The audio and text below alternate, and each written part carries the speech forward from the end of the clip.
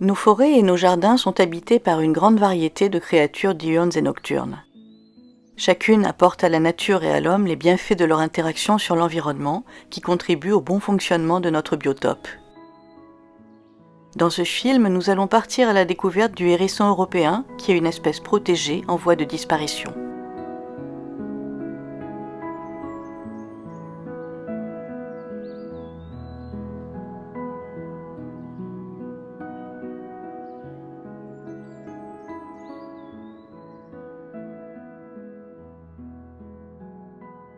Le hérisson européen est un petit mammifère timide et discret qui vit dans nos jardins et qui vit surtout caché. Souvent, on ne se rend pas compte qu'on en a dans le jardin alors qu'ils sont présents. Ils affectionnent particulièrement les jardins où il y a des haies et où il y a des buissons pour qu'il puisse se cacher et y faire son nid. C'est un animal qui est appelé auxiliaire du jardinier parce qu'il rend beaucoup de services en mangeant tout ce qui est petites chenilles, tout ce qui va venir manger les légumes. Et donc c'est une grande aide pour les jardiniers. C'est un bon indicateur aussi de la bonne santé du jardin. Là où il y a des hérissons, ça veut dire que le jardin est en bonne santé et qu'il y a de la biodiversité. Le hérisson est un animal très ancien.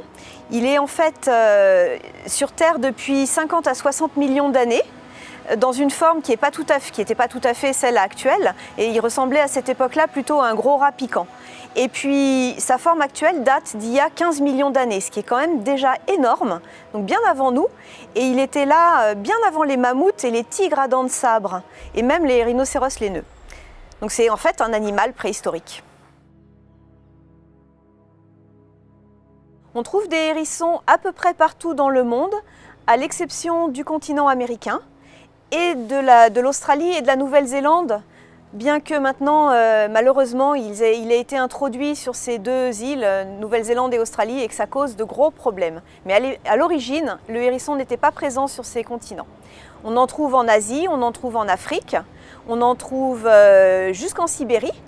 Et alors par contre, ce sont différentes espèces de hérissons. C'est pas le hérisson européen, on le trouve essentiellement en Europe, et il y en a un petit peu partout en France, à l'exception de certaines îles.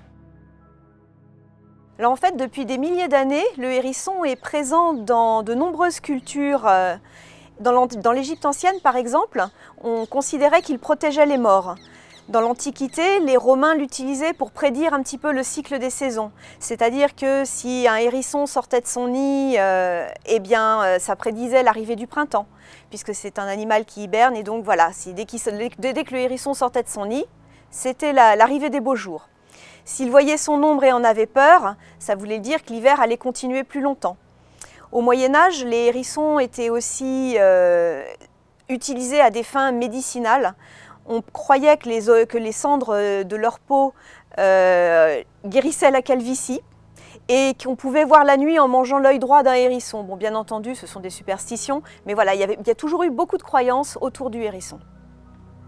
Maintenant, c'est un animal qui est protégé, car il est en voie de disparition.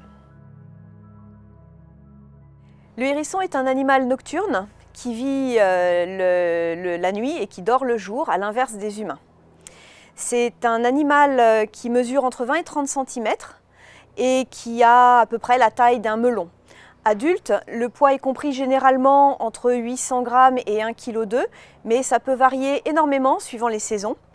À l'automne, il va devoir faire beaucoup de provisions, donc il va être plus gros qu'au printemps quand il va sortir d'hibernation, où il va être tout maigre parce qu'il va avoir dépensé toute sa graisse en fait.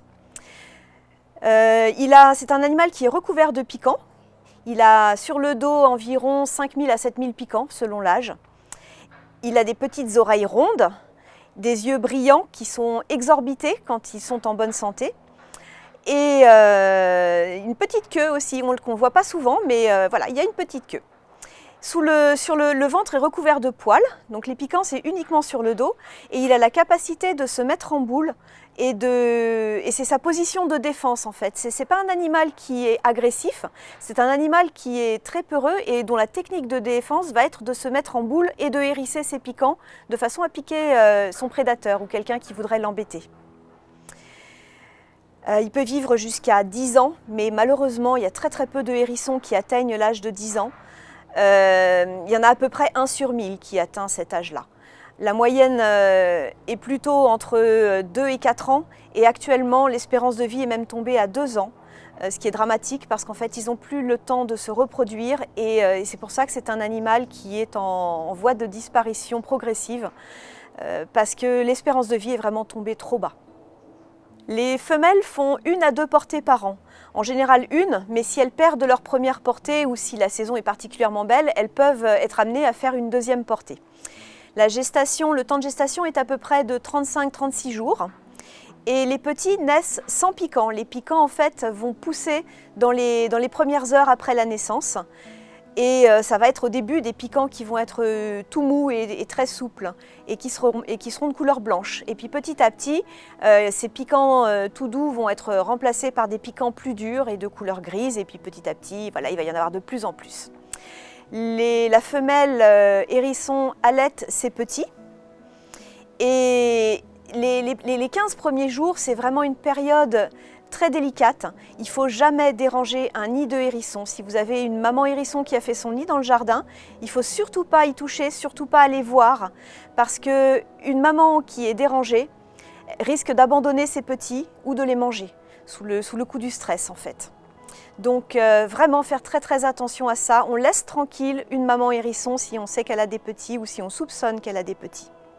À l'âge d'1 mois environ, les petits vont commencer à sortir du nid et suivre leur mère, et puis ils vont apprendre à chasser et à se nourrir par eux-mêmes. Et puis ils vont quitter leur mère, et leur but là, ça va être de grossir le plus vite possible pour atteindre un poids suffisant et espérer passer l'hiver. Alors le territoire de chasse d'un hérisson en fait varie énormément en fonction de la richesse en nourriture. Si c'est un endroit très riche en nourriture, avec une biodiversité très développée, il trouvera à manger sur un périmètre plus restreint que si la zone est pauvre et qu'il est obligé de faire des kilomètres pour chasser et pour trouver de quoi subvenir à ses besoins. Ce qui fait que parfois il leur faudra plusieurs hectares. Parfois, ils vont être obligés de parcourir 1 à 3 km par nuit pour se nourrir, alors que d'autres qui seront dans des jardins plus préservés, avec par exemple un compost très riche en insectes, ceux-là seront obligés de faire moins de chemin. Donc le territoire de chasse, il va vraiment dépendre des ressources en nourriture du terrain. Alors c'est un animal qui mange des insectes, puisque c'est un insectivore. Mais il peut aussi se nourrir de plein de petites choses qu'il va trouver, des fruits bien mûrs qui sont tombés à terre, des pommes, des poires, des prunes, des figues aussi. Et il va pas cracher non plus sur des petits oisillons qui seraient tombés par terre du nid. Il est capable de manger aussi des petites souris, il est capable de manger des grenouilles, enfin un petit peu tout ce qu'il va trouver en fait. C'est un animal qui est opportuniste. On le dit insectivore, mais il est à tendance omnivore en fait. Les principales causes de mortalité chez le hérisson, en fait, sont dues à l'homme.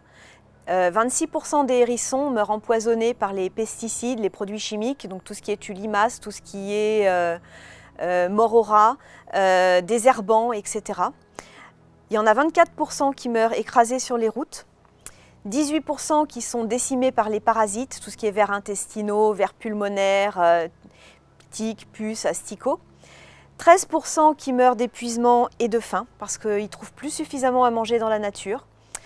Et 10% qui meurent aussi noyés dans les piscines, blessés par les débroussailleuses, les engins de jardinage, ou qui sont brûlés dans des tas de feuilles ou de branchages aussi.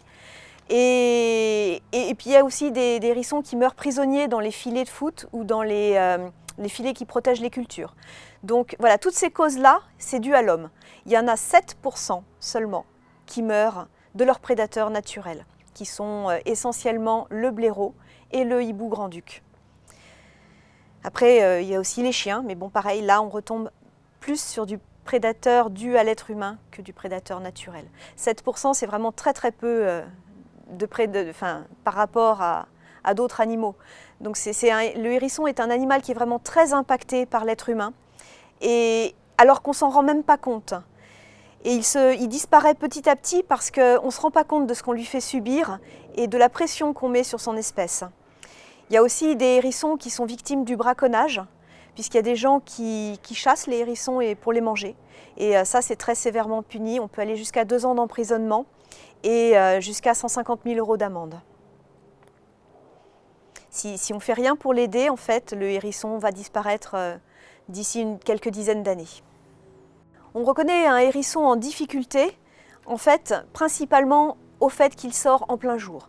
Un hérisson qui sort en plein jour, que vous voyez couché au soleil sur une terrasse ou dans l'herbe, c'est pas du tout bon signe.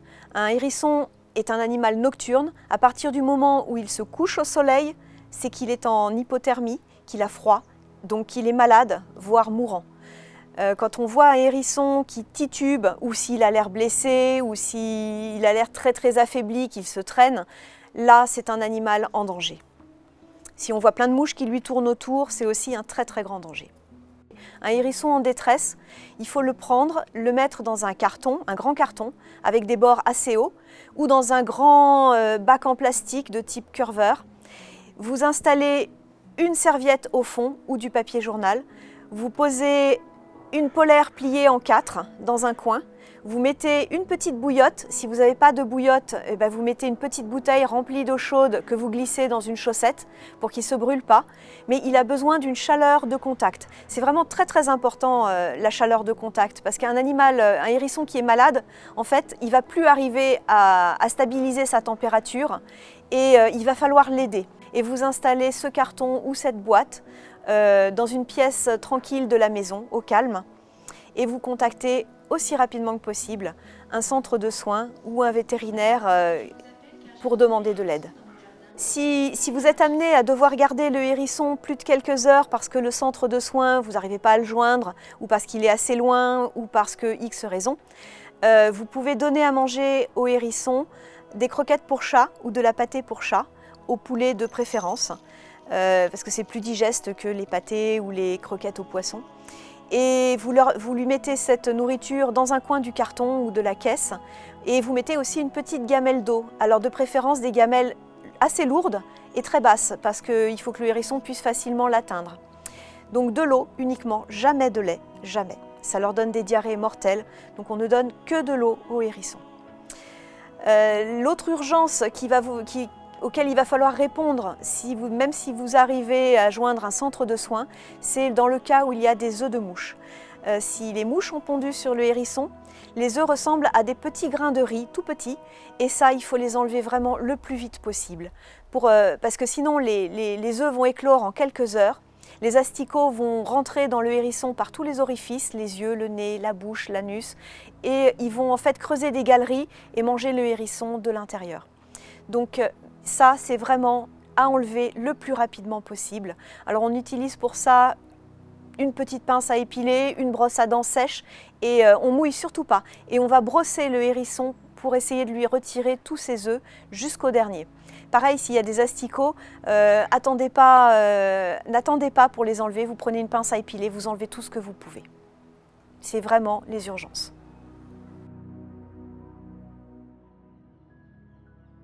Nous en savons maintenant davantage sur le hérisson européen, petit mammifère utile, discret mais vulnérable. Il appartient à chacun d'entre nous de le préserver grâce à des gestes simples, tout en respectant sa nature sauvage. Nous voudrions tous avoir la chance de voir des hérissons dans notre jardin. Pour cela, il faut leur créer des conditions de vie favorables et respecter leurs besoins. Pour moi, le jardin idéal pour un hérisson, c'est un jardin qui n'est pas trop entretenu, c'est-à-dire où on laisse pousser de l'herbe, où contre les talus, il y a des petits buissons, où on peut trouver à la saison de l'automne, comme maintenant, des tas de feuilles mortes, de la mousse afin qu'ils s'en servent. Les oiseaux grattent la mousse, les hérissons la prennent pour les mettre dans leur nid. Des endroits où ils peuvent aller d'un palier à l'autre, comme ici, c'est-à-dire des paliers avec des accès en pente douce. Le hérisson n'est pas un très grand alpiniste. Et des endroits aussi où on peut trouver des arbres fruitiers. Le hérisson est gourmand de prunes tombées au sol. de figues, de cerises suivant la saison. Alors on ne les voit pas parce qu'ils viennent le soir, mais ils aiment se régaler. On le voit le matin quand on trouve leurs petites crottes. Et surtout un jardin où il n'y a aucun pesticide, où on fait attention à ne pas trop bien nettoyer certains abords. Le hérisson se plaira beaucoup plus dans un endroit où il y a plein de fleurs sauvages. Mais la nature par elle-même a des richesses insoupçonnées de fleurs de toute taille, de toute couleur, de toute espèce suivant les saisons, sur lesquelles des dizaines et des dizaines d'insectes divers qui peuvent plaire aussi aux hérissons. La seule chose sur laquelle moi j'interviens, c'est qu'à plein d'endroits, je laisse des petites gamelles d'eau. Les petites gamelles d'eau peuvent servir à plusieurs animaux, notamment les hérissons. Parfois, des petits oiseaux viennent s'y baigner. Voilà, c'est surtout ça. Et laisser des endroits avec des branchages sous lesquels les hérissons aiment bien se loger. Sur lequel, à l'hiver, des fois je rajoute des feuilles mortes pour faire comme un petit dôme de protection. La dernière chose auquel je pense, c'est que j'ai ici un tas de compost dans un coin un peu reculé, mais à l'air libre. Et comme on y met nos déchets de fruits, il n'est pas rare de voir le soir un hérisson s'en approcher, venir sentir, goûter, voilà, se servir à sa guise. Nous avons compris que le hérisson a besoin d'un environnement sain et sauvage, sans produits chimiques. Il préférera toujours faire son nid avec les matériaux qu'il a à sa disposition dans la nature. Il est toutefois possible de lui proposer un abri adapté. Cette cabane est en place depuis pas mal de temps et elle a quand même quelques signes de faiblesse. La toile est devenue peu étanche, c'est cette toile qu'on refixera qui fait l'étanchéité à la pluie. Bon, mon toit est cassé, donc il faut que je change. La cabane, elle tient bien le coup, un peu humide, donc je vais en refaire une entièrement. Voilà. On remarque le sas, la chambre, et je les pose sur des petits parpaings qui l'isolent. Allez, où? Je vais aujourd'hui fabriquer une petite maison pour nos hérissons. Les hérissons ont besoin d'être protégés. Pour les protéger, il faut qu'ils aient un petit habitat bien à eux, bien conçu, pour qu'ils n'aient pas froid, qu'ils ne reçoivent pas d'eau et qu'il n'y ait pas des visiteurs qui viennent les voir alors qu'ils ne sont pas désirés. Donc ce sera une boîte qui va faire 40 de large, 60 de longueur, pas plus, ça suffit. On va le couper en deux parties, une partie pour dormir, qui sera aménagée avec des feuilles, puisqu'ils aiment bien ça, une partie entrée. Cette partie entrée, en fait, elle sera faite pour les protéger. Donc notre système sera une boîte rectangulaire, comme une boîte à chaussures. Je vais la découper, mais avant je vais expliquer un petit peu l'entrée, comment elle est conçue. La boîte aura une petite entrée, et si on regarde cette boîte à l'intérieur, en fait, le plan, c'est une chambre, cette partie-là, qui sera remplie avec des feuilles, et une entrée que l'on va concevoir pour faire une chicane. Une chicane, en fait, c'est une entrée décalée qui va permettre à notre hérisson de rentrer, de tourner et de re-rentrer dans la deuxième partie. Cette chicane empêche aux animaux plus gros que le hérisson, enfin qui pourraient rentrer, de rentrer à l'intérieur de cette zone-là. Donc je vais découper des planches, pas traitées, il faut éviter que le bois soit traité, donc le plus propre possible, et je vais ensuite découper une grande planche qui sera le couvercle. Je vais découper 3 cloisons avec les portes et une dernière pour faire le fond. Et là, on se retrouve pour le montage. Le côté et les bouts.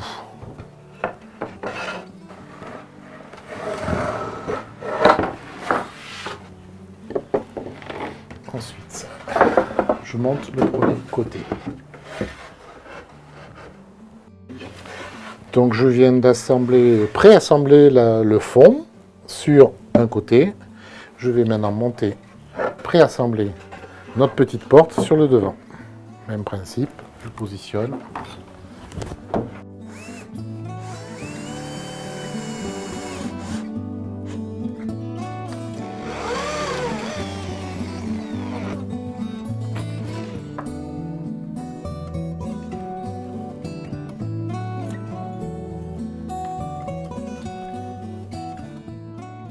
Et donc là maintenant, la dernière opération, ou presque, c'est, la petite porte est là, hein, c'est fixer le fond, que je fixe avec quelques vis bien senties, et dessous je pourrais, et je mettrai sans doute, des pieds pour que la cabane soit surélevée par rapport au sol et que l'air puisse circuler. Ça n'empêche pas de mettre dessous un petit pavage ou un petit carrelage qui maintient bien horizontale la cabane. Quasi dernière opération, quelques patins, là j'en ai mis 6, qui sont enfoncés à ras et qui évitent d'avoir le contact du bois avec le sol.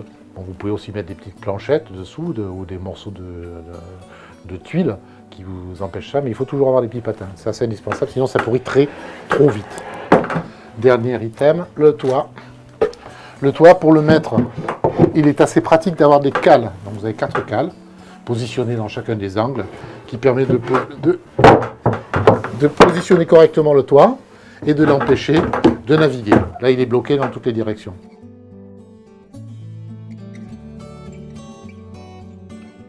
Le hérisson est un animal sauvage protégé qui est confronté à de nombreux dangers.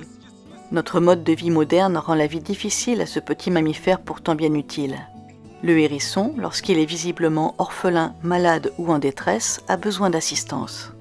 Il faut toutefois l'observer attentivement avant de prendre des mesures pour le prélever à son milieu naturel et le remettre à des spécialistes.